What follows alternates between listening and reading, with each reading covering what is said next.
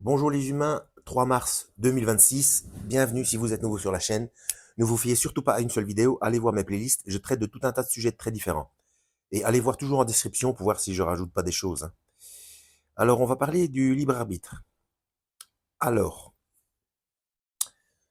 euh, sujet épineux, un sujet qui va faire mal aux cheveux, enfin, pour ceux qui en ont. En fait, oui, le libre arbitre existe, mais non, il n'existe pas. Oui et non. Je m'explique. Tout est décidé par Dieu. D'accord? Donc on va me dire, oui, mais alors on n'a pas le choix. Bah si, on a le choix. Puisqu'on ne connaît pas le futur. Problème. Oui, mais si on a le choix, ça veut dire que Dieu ne décide pas. Bah si, puisqu'il a tout écrit d'avance. Et que pour l'aîné de nouveau, il nous a choisis depuis la fondation du monde. Vous lisez, si vous lisez la Bible, vous savez que euh, il y a des noms inscrits dans le livre de vie. Oui, mais alors ça veut dire qu'on n'est pas libre. Bah si, parce que si on est, euh, si on n'était pas libre, Dieu serait injuste. Mais Dieu est juste, donc on est libre de choisir. Bah oui, mais tu viens de dire que tout est écrit d'avance. Ouais, je sais. Eh bien, c'est en même temps. C'est en même temps. Et pour ça, il faut s'intéresser au fonctionnement d'un ordinateur quantique. C'est une question, et pas que, hein, aussi au... Vous avez dit, hein, ça allait faire mal aux cheveux. Euh, Aussi l'expérience du chat de Schrödinger et les expériences. Je vais mettre cette vidéo dans quelle playlist d'ailleurs? Dans l'importance de la physique quantique. Voilà. Alors attention, avec la mécanique quantique, euh, ils sont en train de jouer. Enfin, est-ce qu'ils sont en train de jouer aux apprentis sorciers? C'est ce on a tendance à croire si on ne comprend pas ce qui se passe. En fait, ils savent très bien ce qu'ils font et c'est tout simplement pour correspondre aux prophéties bibliques parce qu'ils ne savent pas faire autrement. Donc, amener la technologie à ce point si élevé pour pouvoir élaborer des technologies qui permettent de manipuler les masses. D'où le plan de séduction décrit dans la Bible. Alors, donc, en fait, la mécanique quantique ou la physique quantique, c'est la jonction entre le spirituel et le physique. C'est l'infiniment petit. Et donc, pour parler dans l'ancien langage, donc c'est une science, hein, mais dans l'ancien langage, eh ben, ce sont les sciences occultes. Donc, c'est ce qui est interdit dans Deutéronome, chapitre 18, à partir du verset 10. Quand quelque chose est interdit, ça veut dire que ça existe. Sinon, ce n'est pas interdit. Mais si c'est interdit, ça veut dire que c'est dangereux. Donc, c'est tout ce qui mène, euh, notamment à la cabale et tout ce qui est magique, etc. Tout ce qui est interdit par Dieu. Et donc, c'est interdit de l'utiliser parce que c'est dangereux. Et aucune invention dans l'histoire n'a jamais, euh, n'a jamais ne pas été utilisée contre les humains comme arme de guerre. Donc quelque chose de quelque chose de technologiquement efficace, peu importe le niveau d'efficacité et le niveau de technologie, à un moment donné, a toujours été utilisé contre l'humain. Toujours. On va dire oui, mais vous savez, le nucléaire, on l'utilise en médecine aussi, hein. Euh, mais à un moment donné, euh, d'ailleurs, c'est toujours l'armée qui a main mise sur les plus hautes technologies, hein. C'est toujours pour faire du mal, hein. Alors, oui, c'est une question d'observation. Donc là, il faut s'intéresser à l'univers bloc. Bon, je peux pas trop vous expliquer. Allez voir, il y a des vidéos qui existent à ce sujet, puis des tas de livres de vulgarisation scientifique. Alors, ce sont des grands mots, etc. Ça fait, mais c'est très accessible, hein. Un, un livre de vulgarisation scientifique, c'est pas forcément, ouais, de temps en temps, vous verrez quelques équations, etc. Pour ceux qui sont férus de ça, alors bien entendu, c'est intéressant. Mais moi, je suis très loin de pouvoir lire une équation complexe, et pourtant, je comprends très bien les, euh, les traitations scientifiques, hein. Quand vous êtes dedans,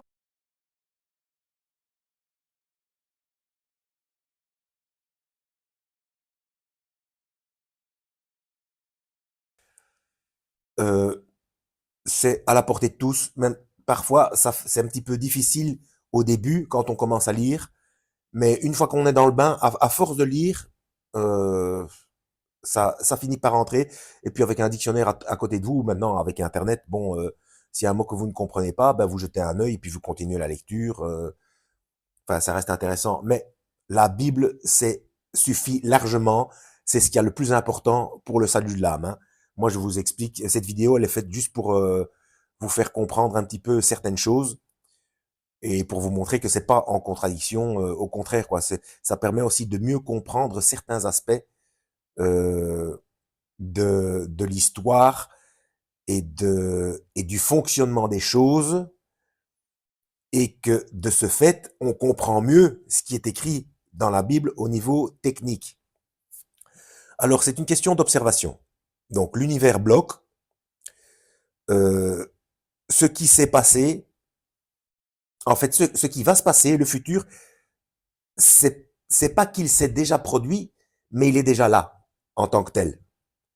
L'univers est un bloc, le temps est un bloc. Donc, oui, Dieu a tout écrit d'avance. Seulement, c'est une question d'observation. Donc, il y a l'expérience des deux fentes. Donc, dans l'infiniment petit, au niveau subatomique, et encore plus petit, donc, enfin, on arrive au niveau quantique. Bon, on va prendre des photons, ce sont des particules de lumière. Donc, on projette un rayon de lumière entre deux fentes. Donc, sur une planche en carton, vous pouvez essayer, hein, avec deux fentes. Eh bien, selon que c'est observé ou pas, vous allez avoir soit deux rayons de lumière parallèles, puisqu'il n'y a que deux fentes, soit vous allez avoir une multitude de fentes lumineuses sur le mur de derrière. Donc là, ça veut dire que le photon, qui est pourtant une particule, eh bien, il s'est comporté comme une onde, comme de l'eau, vous voyez, avec différentes vagues. Donc, selon qu'on observe ou pas, et on s'est rendu compte de ça en laboratoire, en observant de manière indirecte. Donc parfois on ne voit que deux fentes et parfois on voit, donc c'est-à-dire que les photons se comportent comme des particules, donc il n'y a que deux fentes, donc ils ne savent passer que par deux endroits. Mais parfois il y a une multitude de fentes lumineuses derrière la plaque avec les deux fentes, donc ça veut dire que les photons se sont comportés comme des ondes. Du coup il faudrait parler d'onduscules, puisque ça peut se comporter de deux manières différentes. Et en fait c'est une question d'observation. Donc, nous, puisqu'on se promène, entre guillemets, sur notre propre ligne temporelle, on ne voit pas le futur. Donc on ne peut pas influencer dessus. On n'a pas la connaissance de notre futur. Donc si on n'en a pas la connaissance, on est libre. Mais Dieu étant extérieur à l'espace-temps, déjà c'est lui qui l'a conçu, c'est lui qui l'a fabriqué, l'univers c'est la création de l'espace-temps, donc il est en dehors. Quand vous fabriquez quelque chose, un objet, une sculpture ou n'importe quoi, ou une maquette d'avion quand vous étiez petit, ou bref, peu importe, vous voyez ce que je veux dire, hein, vous êtes à l'extérieur de cette chose. Vous êtes à l'extérieur de ce que vous créez, de ce que vous fabriquez. Bah, Dieu, c'est exactement pareil. Il n'y a pas de différence. Donc, ceux qui disent que l'univers, c'est Dieu, non. Non, non. L'univers, c'est l'objet que Dieu a fabriqué. C'est l'espace-temps. Et en dehors, il n'y a ni espace ni temps. C'est ça qui est compliqué à comprendre. Donc, lui, il observe sa création en permanence. Déjà, c'est lui qui l'a fabriqué d'un bloc. Donc, le passé, le présent et le futur sont dedans. C'est fait, c'est compris. Mais lui, il est extérieur, il observe tout d'un bloc. Donc, c'est quelque chose d'immuable, on ne peut pas le changer. Parce que, enfin, lui, il pourrait le changer, lui, puisque c'est sa création. Mais il ne le change pas. Sinon, à quoi servirait la Bible, ou l'ancien nom de la Bible, ou, bon, les 5 premiers livres ont gardé le nom et pas le reste, mais Torah, Torah, c'est notice d'utilisation ou mode d'emploi. Donc, quand vous étiez enfant, si vous êtes un garçon, ou parfois certaines filles aussi, ça dépend où vous êtes et quels étaient vos intérêts étant enfant, etc. Mais dans une maquette, il y a une notice d'utilisation. Eh bien, vous utilisiez une Torah. Là, c'est le contraire. C'est Dieu qui a fabriqué l'univers, donc l'espace-temps, et il nous a donné le mode d'emploi, ou la Torah, pour pouvoir se débrouiller.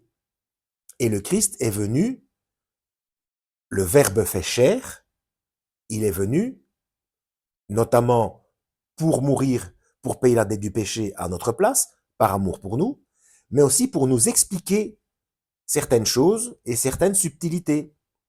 D'où le fait que les pharisiens ont cru qu'il contredisait euh, la Torah, alors que non, non.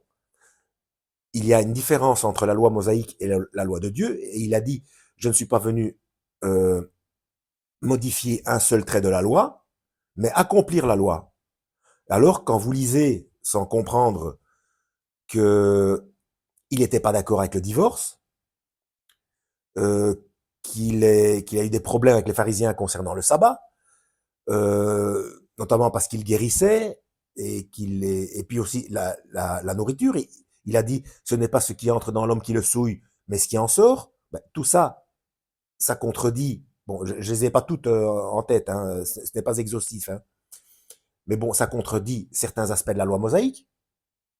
Mais il est venu expliquer, oui, mais non, mais au début, ça, notamment pour le divorce, au départ, ça n'en était pas ainsi. C'est Moïse qui vous a permis de faire une lettre de divorce à cause de la dureté de votre cœur. Donc, c'est en ça qu'il n'a pas modifié un seul trait de la loi. Un seul trait de la loi de Dieu. Alors, forcément, dans certains aspects, ça contredit la loi mosaïque. Donc, non seulement, même dans Jérémie, allez voir ma playlist Jérémie, il explique, c'est Jérémie qui dit que Dieu va faire une nouvelle alliance, alors que c'est dans l'Ancien Testament. Donc, lui, Jérémie, il le savait très bien qu'à un moment donné, la loi mosaïque, elle allait être obsolète. Donc, non seulement le Christ est venu pour expliquer certaines choses, mais en plus, pour faire cette fameuse nouvelle alliance qui est telle que Dieu veut qu'elle soit.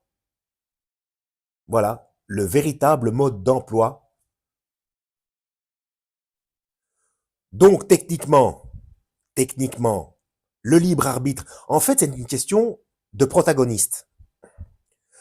C'est du en même temps, le libre arbitre existe, oui, et le destin, oui, aussi, en même temps. Pour ça, je sais pas si je vous l'ai déjà dit, bon, ben, je le répète, c'est pas grave, intéressez-vous au fonctionnement d'un ordinateur quantique et à l'intrication quantique. Chaque particule, même éloignée de milliards d'années-lumière, change de polarité, elles changent d'état en même temps, donc elles savent, elles ont connaissance l'une de l'autre. Donc il y a télépathie. Ça, c'est pour l'intrication quantique. Euh, ou alors, c'était prévu. Donc c'était écrit. Donc il n'y a pas le libre arbitre. Mais nous, et puis Dieu est juste, nous, on a le libre arbitre parce qu'on ne connaît pas notre futur. Mais tout est prévu d'avance puisque ça a déjà été construit. C'est un bloc de l'extérieur. Puisque la réalité, je vous ai dit par rapport à l'expérience des deux fentes et du chat de Schrödinger. Donc, allez voir, pour vous la faire courte, en fait, on met un chat dans une boîte, eh bien, potentiellement, donc il n'y a pas de fenêtre, il n'y a rien. Potentiellement, tant qu'on n'a pas ouvert la boîte, on ne sait pas si le chat est vivant ou mort. C'est seulement grâce à l'observation qu'on sait si le chat est mort ou vivant. Donc, on ne parle pas du son, etc. On parle de l'observation. Hein. Eh bien, par rapport à l'expérience des deux fentes, c'est pareil. Selon qu'on observe ou pas, eh bien, le photon se comporte soit comme une particule, soit comme une onde. Eh bien, tout l'espace-temps, c'est pareil. Nous ne pouvons pas observer l'espace-temps, nous sommes dedans. On peut observer des petites parties, mais pas toutes les parties. Par exemple, ce n'est pas parce qu'on ne regarde pas la Lune que la Lune n'existe pas, alors qu'il est scientifiquement prouvé que le réel existe en partie parce qu'il est observé. Mais quelle est l'entité? Quelle est la seule conscience qui observe tout en permanence tout le temps? Et de l'extérieur, eh bien, c'est Dieu. Donc, c'est son réel à lui. Donc, c'est ça qui se produit et qui se produira et qui s'est produit. Je ne sais pas si j'ai été clair. Bref, voilà, en espérant avoir été utile. Donc, oui, le libre arbitre existe parce qu'il existe par notre ignorance du destin. Voilà. Donc, Dieu est juste, on est libre, mais tout est écrit d'avance quand même aussi. C'est ça le concept du en même temps. C'est une question de position, d'observation et de personnes qui observent. Voilà. En espérant avoir été utile, lisez la Bible et que Yahweh vous guide.